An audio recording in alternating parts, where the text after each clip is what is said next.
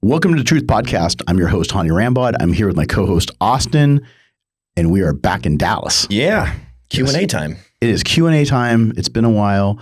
We got to do one episode since we've been back from Dubai and still getting over the jet lag. Yeah, that's rough. What's the time difference there? It was 12 hours from California, and I think it's about 9 to 10 hours from, depending on the time of year. And how many questions, because we were just talking about this, how many questions did you get in like the last hour? Because you put up the Q&A sticker like an hour ago. Over 500. Yeah, see, ridiculous. And there's a lot of really good questions in here. Yeah. It was tough to filter through all these. Yeah, like within the last hour. Mm-hmm. And I just posted it up. I thought I'd get like maybe 50. Yeah. 100 if I'm lucky, but not like 500. Yeah, there's tons. Yeah, there's a ton. So we got a lot to go through. Lots of different topics too. Yes. Yeah. You ready to just kick it off? I am ready to rock and roll. Now this is an actual one from Anthony. Anthony just says, bro, why are Evogen products the literal best and highest quality subs I've ever taken? It's not a plug. That's the, no, it's not a plug. Tell me, you're so full of shit. Let me see. It's there we go. Can you see Anthony's question? What's his last name? What's his Anthony Colonna. Colonna. Anthony J. Colonna. Anthony J. Colonna. I'm going to send you a free bottle of whatever. We're doing that. Why are they the best? Yeah, why are the best and that literal best? That's and what he highest says. Quality. Yeah, why? Why? Honestly, I think that the people that do use Evogen products like them because of the fact I put so much thought into them. I've designed the products for a specific solution for a specific problem. And everything I've designed around the products for blood flow have to do with making sure to increase, whether it's something that's going to help nitric oxide, something that's going to help with vasodilation, something that's going to help with focus. I go through many, many versions. You see in the office how many times I keep chasing perfection. And there was times where I would actually do over 100 versions of EVP Extreme before it became EVP Extreme. Because I started with a non-stim with the EVP 3D was the original, but it was back then it was just called EVP. And I really appreciate the fact that a lot of these people that are customers now appreciate the time and effort we're putting into it. But I think that what they're trying to understand is what the difference is, and the nuances have to do with the fact that the raw materials that I put into the products that we spec out, the flavor systems that try to really chase for perfection when we're trying to make a flavor, but also what I'm trying to do is not be like everyone else. I remember back in the day when Eno Explode was like the biggest, hottest thing. Everybody made their version of Eno Explode. Gaspari made their version of Eno Explode. Other companies made their version of Eno Explode. Cellucor did. All of these guys had different versions, but they were all very, very similar. They just might have changed a little thing. We would call them Me Too products. And without going too far on a tangent, I don't look at it that way. I started with a non-stim pre-workout because that's what I believed in for maximum vasodilation. Blood flow, FSC7, blood flow. Everything I did was around blood flow. Even the food, creating glycogen for blood flow, glycoject, carbolin base. All of those things that I did was so that we would be able to create endurance and be able to increase just your training proficiency would be just next level. Like, and I don't even think proficiency is the right word. It's really just the effectiveness of the training, but the blood flow is what creates the three-dimensional effect. And I've always chased that because that for me was something that looked like Photoshop. So you try to make your athlete not just shredded, but what's the point of being shredded and two-dimensional? Be round and shredded, or be round, shredded, and separated. So I wanted to create solutions to be able to help that process. So it was never about those other products doing that. They were about putting together products for somebody just to feel good, get energy for the workout. I was always about trying to create something that would give you the next level pump, that the fullness, the focus, and the minimal vasodilation when you start using stimulants. So therefore, when I was creating formulations, I wanted to use stimulants that would reduce vasodilation or be least likely to induce vasoconstriction. So therefore, that's why I use Yohimbe, because it was actually prescribed for vasodilation and nitric oxide before Cialis and before Viagra and before all of those.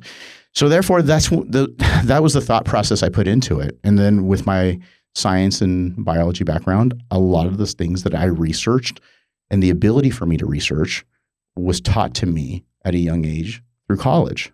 So that's how I segment all of the problems that I saw with other products on the market. And then when I created eVision, each one of these solutions were specific to make the physique the best version that I could actually try to bring on stage. Yeah. And that's why I started creating all these products.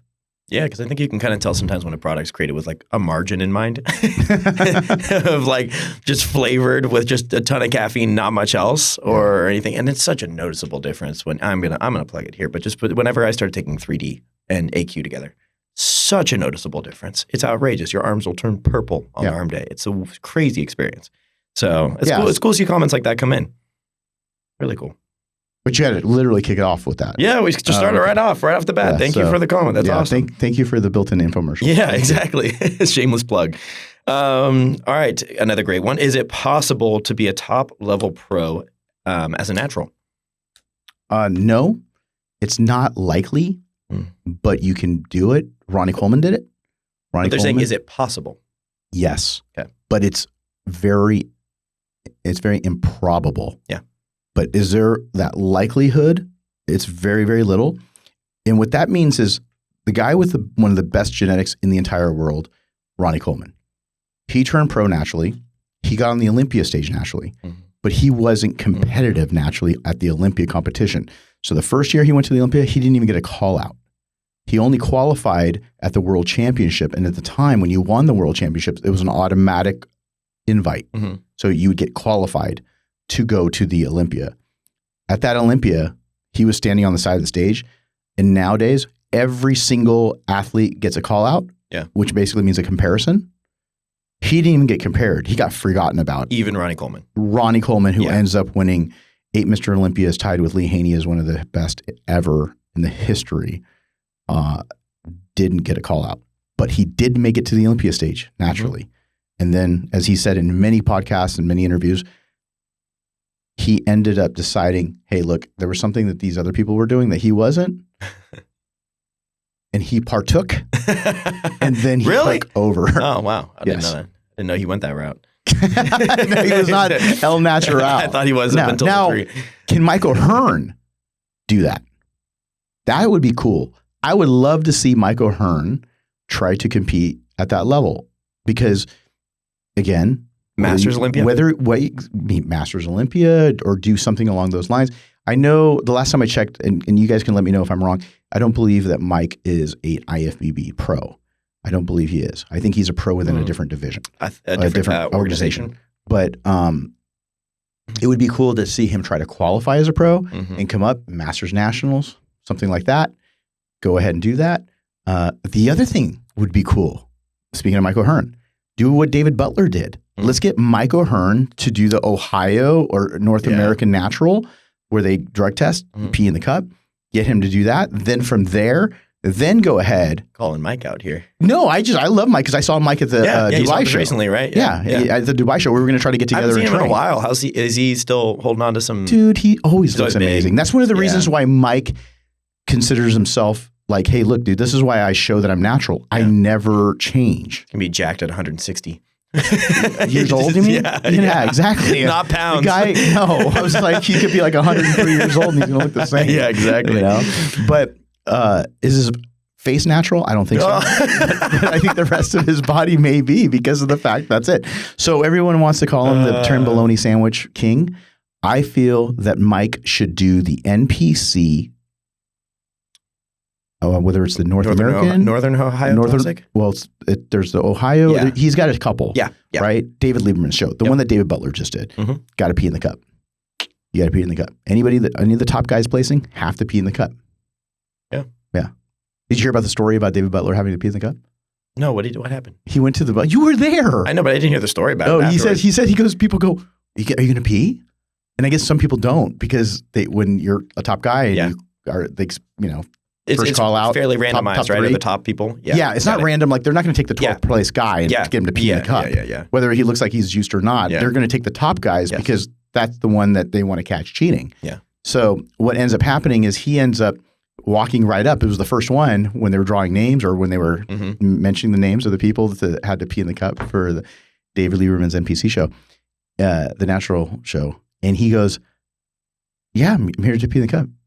And they're like, you're not scared? Like, they thought he was gonna. He's like, no, man, I didn't. Because they saw the striated glutes and we're like, what's gonna happen there? Yeah, it was like, no, here, let's go. He's been honest from the start. Yeah. So that's it. There you go. But anyhow, so going back to it. Yes. Michael Hearn. This is it.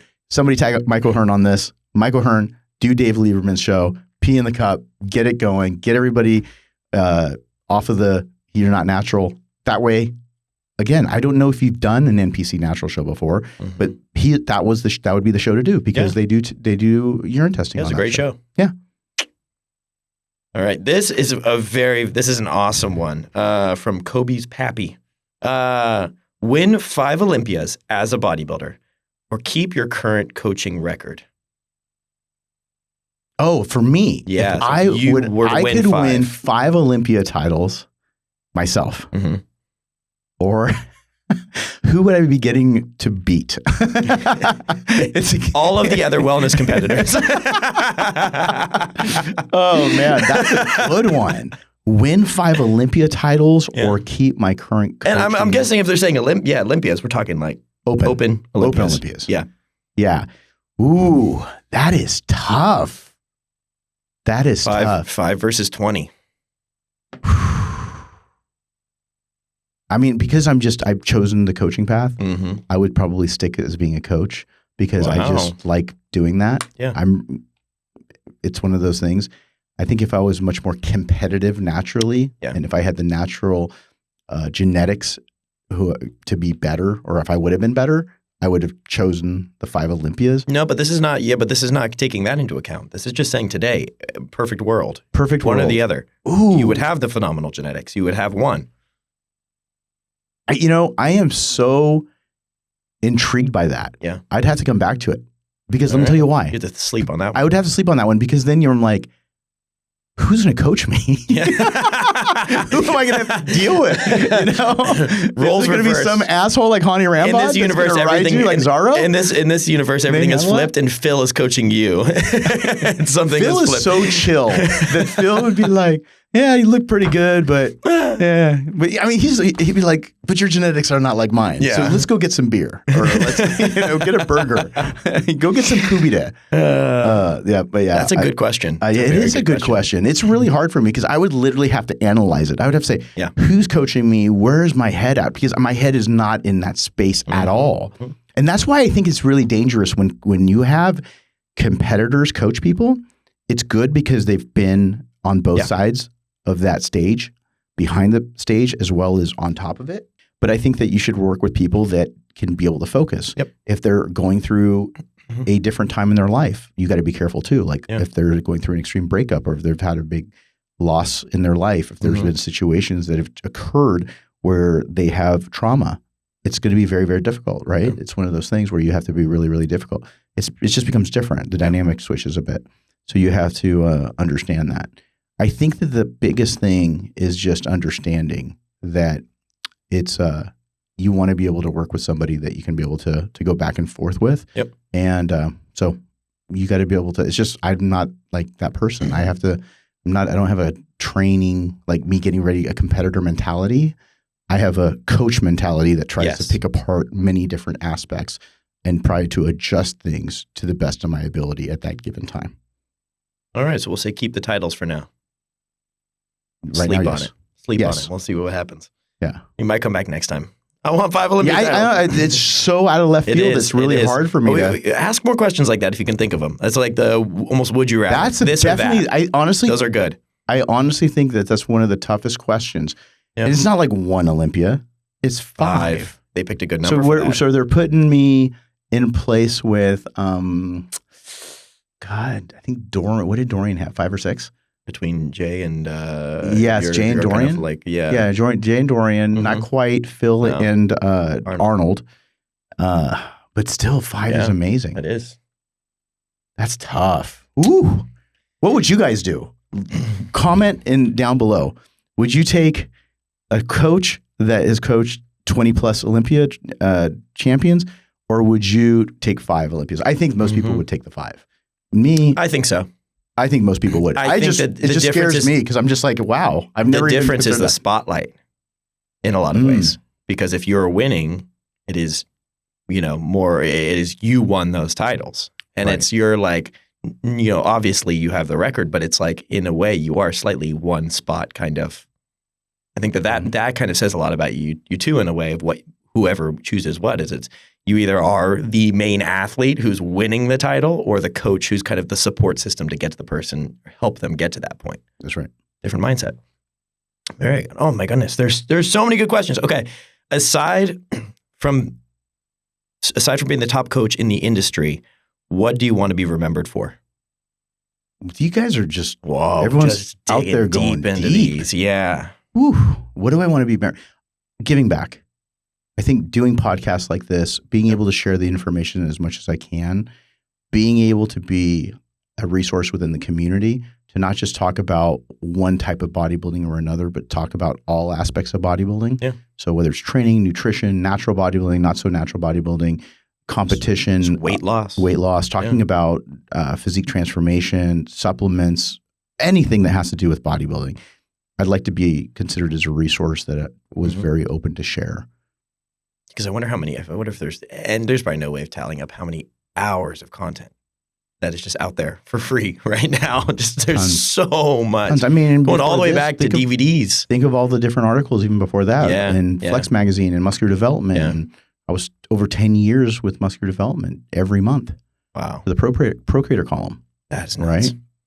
I mean, it was short format. It was like 1 or 2 pages, depending on the issue. But it was one of those things where, and then there were super features that were sometimes 15 pages. Whoa. Yeah. Wow. That's awesome. Did a lot, but again, enjoyed every piece of it. Yeah. When it's passion, it doesn't feel like work. It just feels like something you enjoy doing. And good things come back around for putting out that kind of knowledge. It's not the reason you're doing it, but it does loop back around into business and whatnot, just showing that you're wanting to care and help people out. All right. Well, we'll back it off in the deep for a second. We'll go into some more just kind of quick rapid fire ones. Intense. Yeah, I know. It's getting, sweating. Let me get some water here. Hold on. How to get products in Dubai. I know they're in Abu Dhabi, but he's not going there. So please help. In Dubai? Yep. Our distributor's 80 Supplements in the UAE. He's talking about Abu Dhabi, them having a store in Abu Dhabi. If you're in Dubai, just go to Beano's Gym. I was there. They have several different brands. One of them is Evogen. If you're anywhere in the Dubai area, most people train there, especially if they're traveling just to be able to go out there and get the Dubai experience. And that's become the mecca of bodybuilding in the Middle East. Has been Beano's. So just go see Beano's Gym in Dubai, and they have a gigantic wall full of Evogen. Awesome. It'd be the best place to go if he doesn't want to travel to Abu Dhabi. Okay. Sweet. When's the Hany meet and greet happening? Hope you're both doing well. Meet and greet is going to be coming up in the next couple of weeks. Check the Evogen page. Once we confirm it in the next 24 hours, we will be putting it up on the Evogen page. I'll go ahead and post about it. I'll have Hany post about it. And it will be at Absolute Recomp. So that's where it's going to be. But I will give you guys an exact time coming up. So by the time this podcast drops, expect it maybe no later than a day or two later. So just follow the Evogen channel and they'll tell you exactly what time and day it's going to be at Absolute. In like Northwest Dallas, just for context of people who might, I think most people know at this point without how much training's happening there. Is Andre going to compete in the Romania show in the classic division? Well, there were several questions that I did see that people are asking, is Andre switching? So if you haven't heard yet, Andre is switching to classic. Is that going to happen at the Romania show in the next week or two? Absolutely not, because he has to grow his legs. Yeah. It's something that he's been working on in the last 6 months, but it's going to take a while because he's a tall guy. He's like 5'11" plus. So he needs to really fill in his lower body to be able to match his amazing upper body. He was no more than 200 pounds on stage at any given point. And his weight limit, God, I believe is 210, 220, 210, 215 maybe. So he's got some room there. so he can be able to put on a good 15 pounds of muscle. All in the legs. And he needs it all in the legs. And that's where he needs it the most. The rest of his body doesn't need much. They're coming up, though. They are. You can see the differences in some of the photos that he had posted recently. And it's a big change. But I think what he's really liking is the fact that he's no longer feeling limited. Yes. Because I feel like he felt very limited when you don't train arms for almost a year and you're trying to do, you're trying to always in the gym, it's called bodybuilding for a reason. And anytime you have to hold back because of your division, i.e. Derek Lunsford with 212, Andre now just wanting to flex because he feels more comfortable doing some of those bodybuilding poses. Yeah. I feel like it's really good. Now, it's going to break out of his comfort zone. It doesn't always work out with everybody, but I really feel that this is a really cool part of his journey, especially at somebody in their mid-20s. Yeah. So for those that don't know, he's in his mid-20s. I think Andre's 26 now. And he's like 5'11", 5'11 and a half. So he's got a ways to grow. He's got some time, and he's got to grow those that lower body because he's been training the hell out of his upper body for a very long time. But he hasn't really focused on his lower body until just recently. Yeah. So it's going to be a cool journey. So you definitely want to be a part of that and check it out. For sure. This is another little plug. People are asking some Evogen questions here. Black Friday at Evogen. Any new flavors dropping? When does the sale start? Black Friday at Evogen will be starting midweek. Yep. Before Black Friday, a couple days before Black Friday. So stay tuned. If you want specific information or if you want to have an early opt-in period to be able to have early access, go to the Evogen page, check out the link, make sure you click on it, sign up, and you'll get early access. All of the members get early access. So if you want early access, so you want access to things that before they're sold out, that's the way to go. But we normally start at midweek. New things coming? There's some really cool stuff. Yeah. I've been working on something that's been one of the most challenging projects I've worked on since starting Evogen. And I feel like it's going to be really exciting with this new launch because it's something that has been tried before in the industry, but has never really taken kind of in full effect.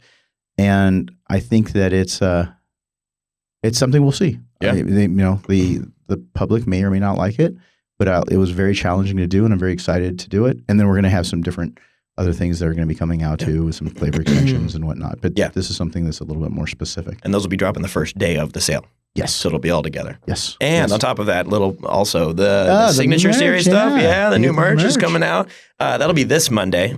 So 14th, I believe. That'll be dropping that. It'll be the hoodie, 2 T-shirts, a women's crop top, and a tactical bag. Yeah, so by the time you see this, I think you'll see some of the things. I don't know how many of those things are going to actually drop, to be honest with you. But go check it out. We'll see. Well, yeah. All right. Cool. So we got the Black Friday there. I got a couple questions I'm going to save for the end because they're all on a specific topic that I think everybody wants to know about. How many phases of FST7 do you implement? You kind of asking maybe like prep versus off-season. Yeah, there's many different phases of FST7 when it comes to that. So you have an off-season phase and then you have pre-contest phase. A lot of people ask what the main differences are. Well, what ends up happening is when I get specific with clientele, especially as we get a little bit closer to shows, I do change cadence a little bit, and I also change reps and exercises. But they're all customized more towards the individual that I'm working with. What's that individual's weak body parts? If it's somebody who's got amazing arms, I'm not going to focus on those. I'm going to work on the weaker body parts, and you implement FST7 for the weaker body parts. But can you use them for every body part? You can, but FST7 was designed for weaker body parts to break those plateaus on weaker body parts. But in the off season, I have gone as low as 5 to 8 reps on FST7 sets, and going up to as many as 20 reps for FST7 sets. But the phases also, some people might also take in consideration with the app. They're like, there's a phase in there where there's a module, let's call it, that is more for arms and chest. That is coming out in the next several days, where those types of modules that are created were made to be able to focus on those particular body parts. And those modules will be implemented periodically within the system. So one thing I did about the app when I created it was that I wanted to create solutions so that if somebody needed something regarding leg enhancement, what I wanted to do is make the program so that it's really focusing on legs. So you'd get it earlier in the week, you'd take it after a rest day, you'd focus on that. Then we had ones that were for chest or arms. So the chest and arms one is about to come out. If it hasn't already dropped, it's going to drop any day now. So those modules those focused modules are going to be coming in more and more often. Cool. And so that's it. But it can be used off season. It can be used pre-contest.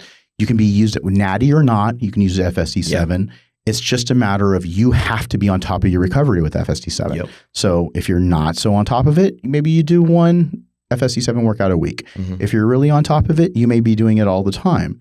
If you're juiced to the gills and you feel like, I'm able to get my meals in, I'm doing this, then you can do it more often. But it's not one of those things that everyone thinks that it's just for enhanced bodybuilders. It's absolutely not. It's made for you to be able to break plateaus on any given body part, but it's designed for everyone to use. But if you are not eating properly, I don't care how many drugs you're taking, you're not going to recover. If you're not properly sleeping, you're not going to recover. If you're not doing active therapy, you're not going to be able to recover. All of those things are implemented in a program. So that's how much FSD7 you're going to be able to use if you're checking all the boxes on the recovery. Got it. So food, natural supplements, rest, sleep, recovery, active recovery, all of those things. Perfect. Ooh, kind of pivoting a little bit here. Favorite car and why? Damn, you're all over it. Yeah, we're switching it up. Favorite car right now that I own or no? It doesn't specify. So let's just say no. Favorite car. I'll be honest with you. I think the favorite car right now is a car that I own. It's a GT3 Touring 992. I am in love with that car because I get to go back to the manual and you can drive it. For those of you that have been following me for a while, I have a Viper ACR too. And it's manual. It's a big V10. It's got the long hood. It's great on the track. It's a great, great car. But I don't like to drive it on the street. I most of the time now have it transported and dropped off at the track. Especially around Dallas roads here. Well, here I haven't driven it here. But when I take it even to Laguna Seca from the Bay Area, I would have it driven there. Or Adriel, shout out to Adriel, he would take it for me, or I would have it picked up and I would have it dropped off there at the Laguna is my favorite track, Laguna or Sonoma. So they would get it, they'd put it on a car hauler, they'd take it there, they'd drop it off, and then when I was done, I'd jump back in the Raptor, and then I would drive back. The car that you can do both of those things with, where you can drive it there comfortably and drive it back, is a GT3. Yep. A GT3. And you get that feeling of that naturally aspirated engine. There's no turbo, so you can hear that thing rev to 9,000 RPMs, and it screams. And you feel like you're going a lot faster than you are because it's a manual. When I had the GT2 RS, for anyone that's a real big car nut, they know that car is the Mac Daddy of the track cars that are out there. 700 horsepower. It owned the lap record at Nordschleifen at the Nürburgring, but it is really sterile on the roads because it's not a manual. So you didn't feel like you're going fast until you hit like 140 or 150. Yeah. And by that time, you don't want to be driving that fast on a public road. But in a car where you're doing 70, 80, 90, like a lot of people do here in Dallas, it's like super common. That's the normal speed limit here. That's the normal speed limit here. What happens is you feel like you're going much faster because you're controlling the shifting of the gears. And many car companies have gotten away from making manuals. Even the new Corvette, which I did own, I sold. I had a C8 Corvette. It was one of those things that when you changed gears in the older Vettes, you felt like a part of it. When I had my Mustang, I had a 350R. The Mustang 350R was a great car, flat plane crank. It just revved out, sounded awesome. And also you felt just very in control and it was very visceral. Yeah. You hear that word a lot in the car culture. I remember with my Mustang, I had a manual and it's just a completely different feeling. The one that you didn't know how to drive until you bought it. Yes, I did not. I did not know how to drive it off the lot. Yeah, I know we talked about that story. But it's a completely different when you don't have that sound, you don't have that engagement with it doesn't feel like you're going as fast. Yeah. So that's the thing. Yeah. Hadi said he's like, hey, I'll teach you how to drive that Porsche. And I'm like, which side of the street do you drive on and you're on? You know, which side of the street do you drive on? We should see what happens. Just give him the keys. Yeah, that's like feel the vibration because I don't know if he's got what with the decibels and the frequency he can hear that up. Yeah. Hear that. Yeah. But I think with his hearing aids in, he might be able to pick up some of it.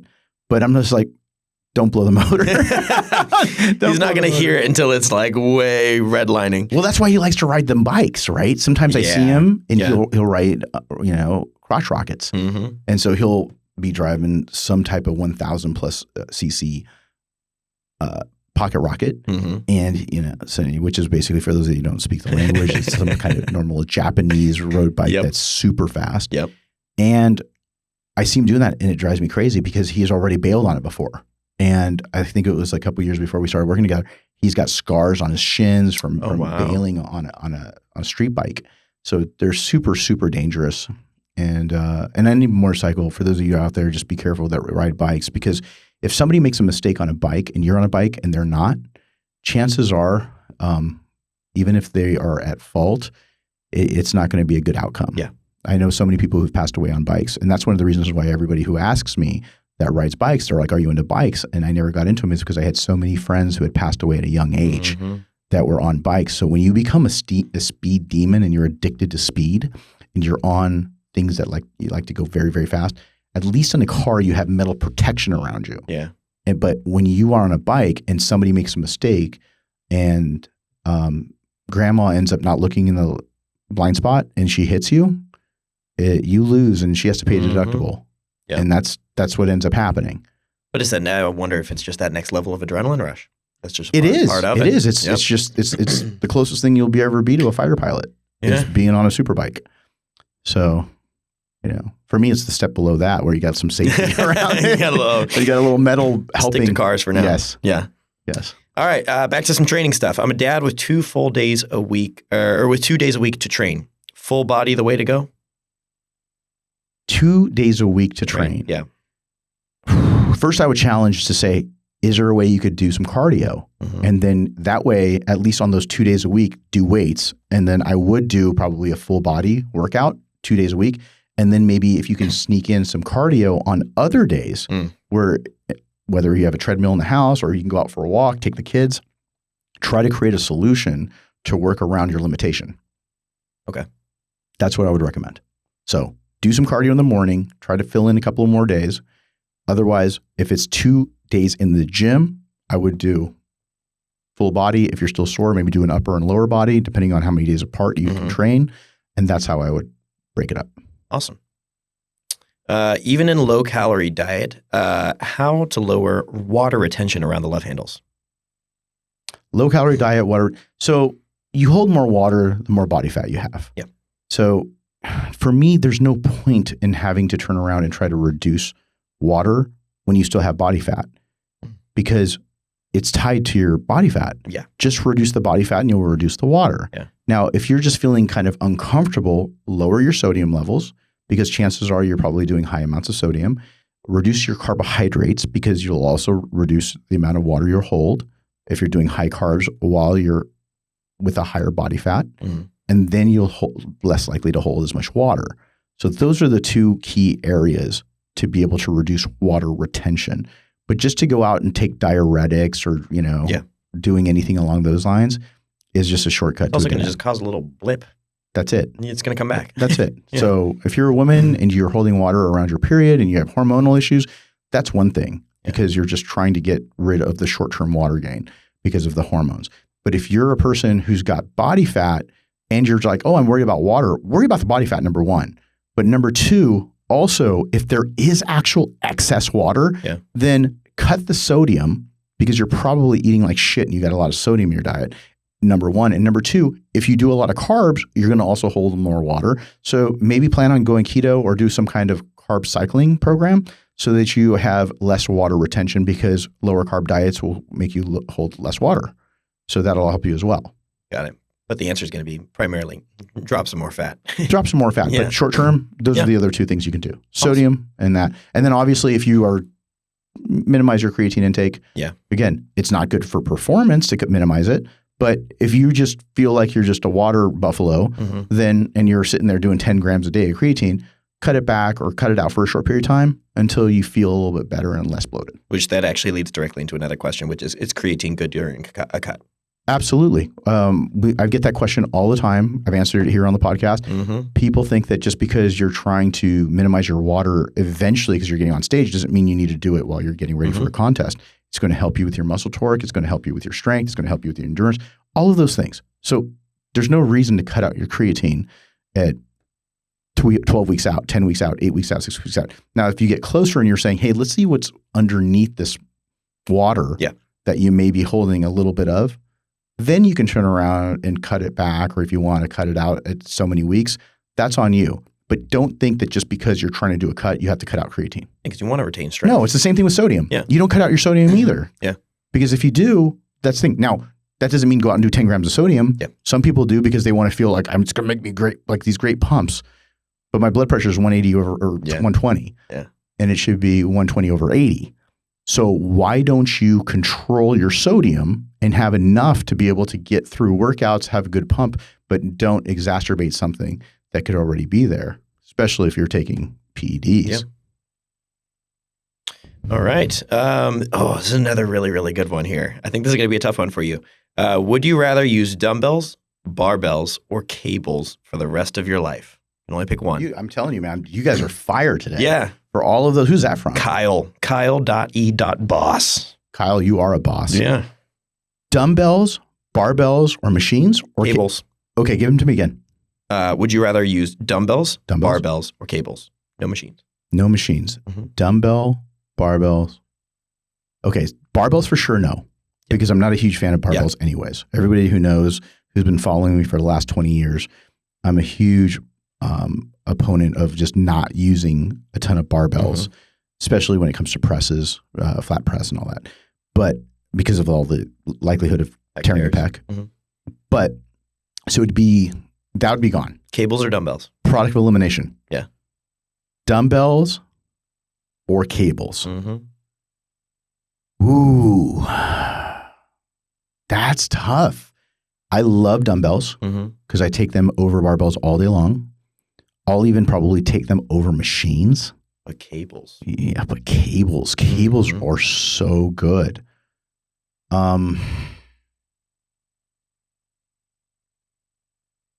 That's tough. If I was younger, I would say dumbbells.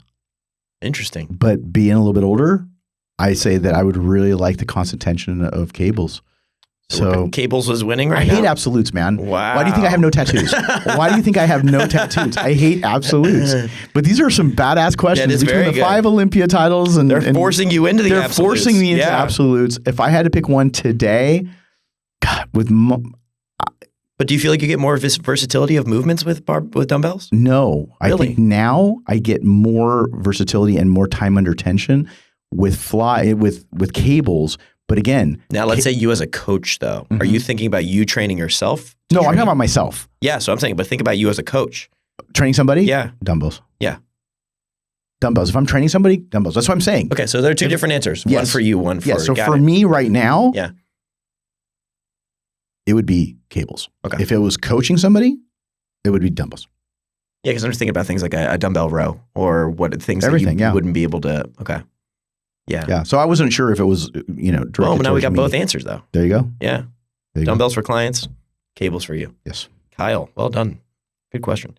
Got another one. Oh, so we got one about Hany here. The difference in Hady's weight from last year to this year. What are we looking at? More. That's it. It's like when that hack squat video came out a couple days ago. Yeah. Oh my gosh, all of them. All of them. Yeah. Do you think Derek's heavier this year? Who are you? Is Derek heavier this year? By a few pounds. Yes. A couple pounds. Yes. Oh my God. I am going to be looking for a new host coming in. New host. And he's going to be at least 5 pounds heavier this year. Yes. Why are there no videos of ab training on YouTube?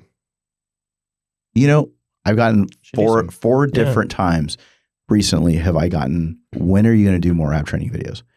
Okay. Just for those requests, I am going to go ahead and do an FST7 ab training video So I'll go ahead and schedule one next week. Let's get together. We'll get it done. Yes. So again, I'll go ahead and mention when the Hany meet and greet is coming up. Also, I'd like to say thank you to not only the staff at Evogen, you and everybody else who's been super beneficial with helping me while I've been gone to Dubai, helping with Hany come in, Nick Irby. It's been a really, really crazy year with us moving here to Dallas. So it's been now going on 8 or 9 months now that we've been here. But also just the fan sentiment.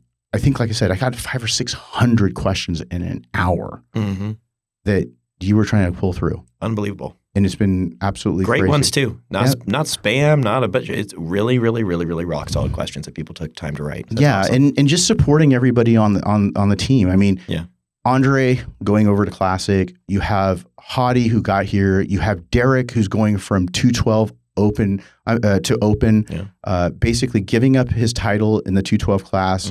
It's just been, you guys have been so supportive. And I just want to say thank you because there's media outlets out there who tag me and do some really cool, funny memes. That spaghetti one was hilarious. The Tupperware one? That was hilarious. I'm gonna get the guys to post that up there because it's gotten like 70, 80,000 likes just because of whoever posted it. Yep. But that was funny.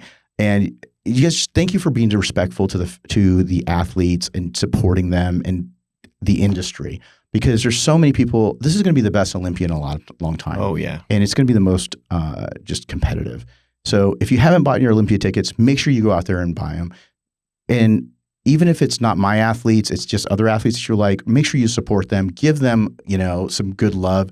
Don't, give them a like, give them some really good positive, just those words, because it means a lot. These guys are like 4 or 5 weeks out right now, and they're grinding, man. And some people are going through it, and throwing up some nasty comments and all that shit is not cool. But if you are a true fan, give some people a little bit of support, give them some love, buy their merch, just follow them on social in terms of just being able to be interactive. You should want to encourage everybody to be their absolute best, so that way that show is just as outright. It's just even crazier. Because at the end of the day, they don't just do this for themselves, they do it for you. So again, I appreciate you all out there in the bodybuilding community. Again, thank you so much. Looking forward to doing some more videos now that I'm back here in Dallas. And and we'll talk a little bit more about Chris Bumstead and what's to come. So again, Hany Rambod, co-host Austin, and that's the truth.